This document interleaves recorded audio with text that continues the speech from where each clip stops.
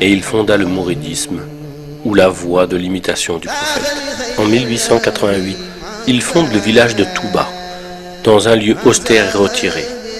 De plus en plus de monde vint vers lui, mais les colonisateurs de l'époque ne voyaient pas les attroupements d'un bon œil. Ils arrêtèrent Cheikh Ahmadou Bamba le 10 août 1895 à Diawol, et à Saint-Louis, les colons décidèrent de son départ en exil. Le 21 septembre 1895, sur le bateau ville de Pernambouc, Cheikh Ahmadou Bamba quitte le Sénégal et les siens. Il arriva à Libreville, où il passa 3 mois. Puis il est envoyé dans des contrées austères, où règnent les moustiques et les maladies, au sud du Gabon, à Mayomba, où il déclara ceci: « Ô océan de Mayomba, témoigne que je suis l'esclave de celui qui pardonne les péchés et que je demeure le serviteur de l'élu. » Il y passa 5 ans avec des militaires et des prêtres. Ce sera plus à l'intérieur du pays, à Lambaréné, où il passera encore 2 longues années avant de revenir au Sénégal.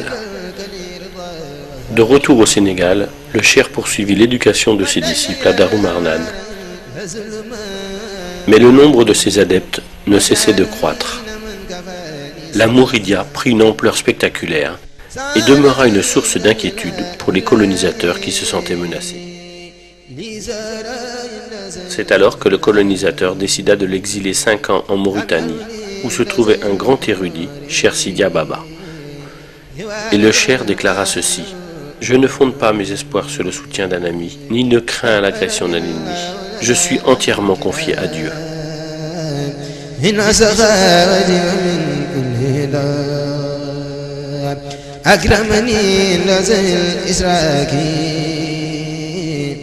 De retour au Sénégal, Cheikh Ahmadou Bamba est assigné à résidence à Thiéyenne. Puis il fut envoyé à Diourbel, où il vécut en résidence surveillée jusqu'à la fin de sa vie. En janvier 1919, lorsque les colons voulurent lui remettre la croix de la Légion d'honneur, il la refusa et déclara: « Je suis le captif de Dieu et ne reconnais d'autre autorité que la sienne. Ma récompense incombe au donateur, qui est noble majesté pour le service que je rends à l'élu, qui est pourtant le donateur par excellence. »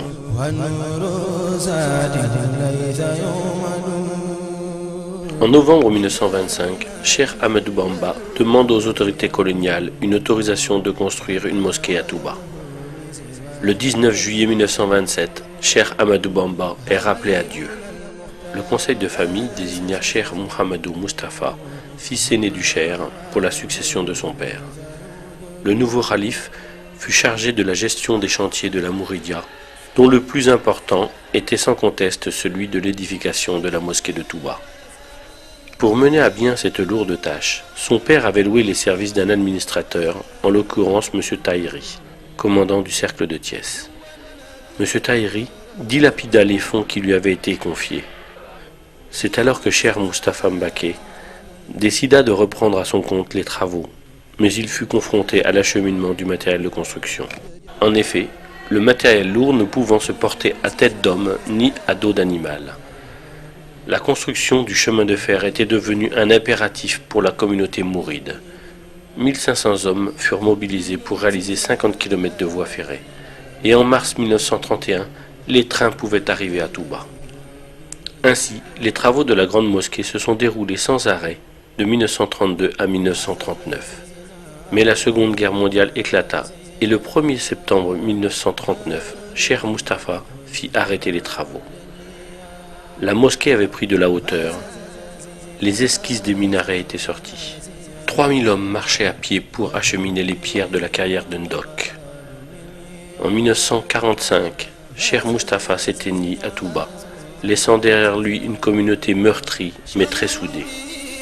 En 1949, les travaux reprirent et les mourides sont ainsi parvenus à ériger la grande mosquée dans un impressionnant travail de fourmi qui actuellement leur vaut cette hargne, cette bravoure, ce sens de la générosité et du sacrifice, mais aussi de l'efficacité dans le travail. La mosquée fut inaugurée par Cheikh Mohamed Fadel Mbaké, alors deuxième khalife. La ville de Touba est devenue aujourd'hui une grande cité religieuse. Dans la vision de Cheikh Ahmadou Bamba, Touba devrait réunir les conditions idéales pour répondre aux besoins nécessaires aussi bien de la vie spirituelle que de la vie temporelle. Alors, animé par sa conviction que seul Dieu pouvait lui accorder sa faveur de venir à Touba, il s'est adressé à lui sous forme de prière, et c'est uniquement à ce sujet qu'il a écrit son livre intitulé Matlabul Fawzaini, c'est-à-dire Quête de la double réussite. Il adressa à Dieu ses prières qui se réalisèrent, où il disait « Absous les volontaires qui ont bâti l'édifice si élevé de ma demeure, la cité bénite de Touba, de leurs péchés du passé et de l'avenir. Fais que cette cité soit un lieu d'adoration de Dieu le miséricordieux et de rejet de Satan le banni.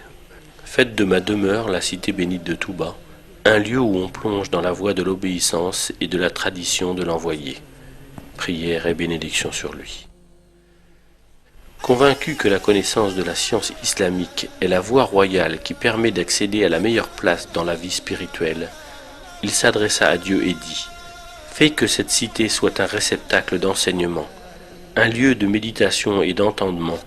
Fais qu'elle soit un lieu d'éducation et un magistère d'enseignement. » Dans le domaine du temporel, Cheikh Ahmadou Bamba avait bien compris que la réussite économique est un facteur déterminant dans l'accomplissement des obligations religieuses dans toute société, car elle assure sécurité et stabilité. Il disait « Fais que cette terre soit une terre de richesse, de sécurité, de miséricorde et d'abondance tout le temps. Favorise les habitants de Touba d'un bienfait en eau abondante, ruisselante et qui court à l'instar d'un ruisseau. Protège cette demeure du vagabondage et de la délinquance et de toute promiscuité.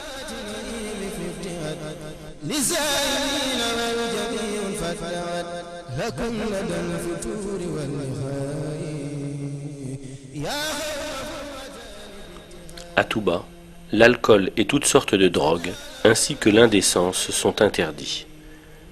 Cheikh Ahmadou Bamba disait « Protège quiconque aura consacré un effort dans cette cité, y aura effectué une visite et pardonne-lui ses péchés. » Ainsi, chaque année, Touba enregistre plus de 3 millions de pèlerins, surtout pour le Grand Magal de Touba, qui commémore le jour du départ en exil au Gabon de Cheikh Ahmadou Bamba. Le Grand Magal est une action de grâce.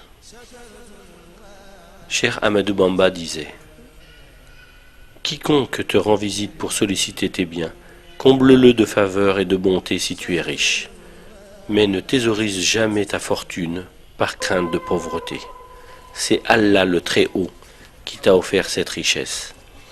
Si tu la dépenses délibérément pour son amour, il te restituera tout ce que tu auras dépensé. » Pour la lecture du Saint-Coran, Cheikh Ahmadou Bamba disait « Quiconque veut parvenir à proximité d'Allah doit lire le Coran sans jamais l'abandonner.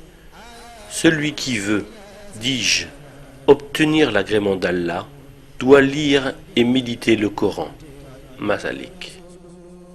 Et pour l'éducation coranique, de nombreuses écoles, aussi bien à Touba que dans le monde entier, ont été bâties et prochainement, une université verra le jour.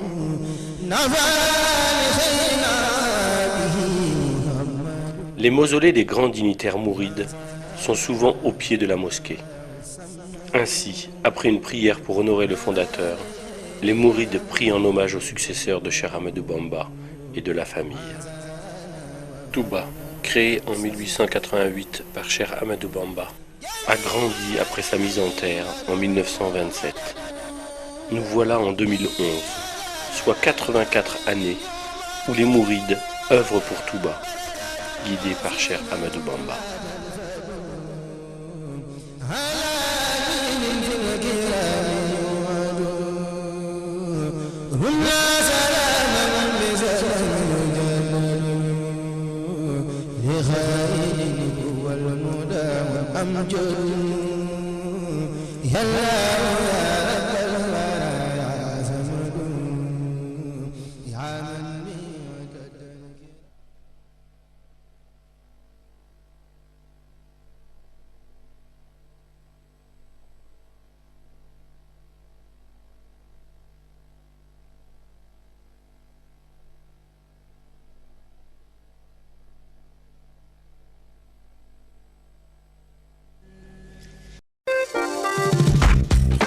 Thank you.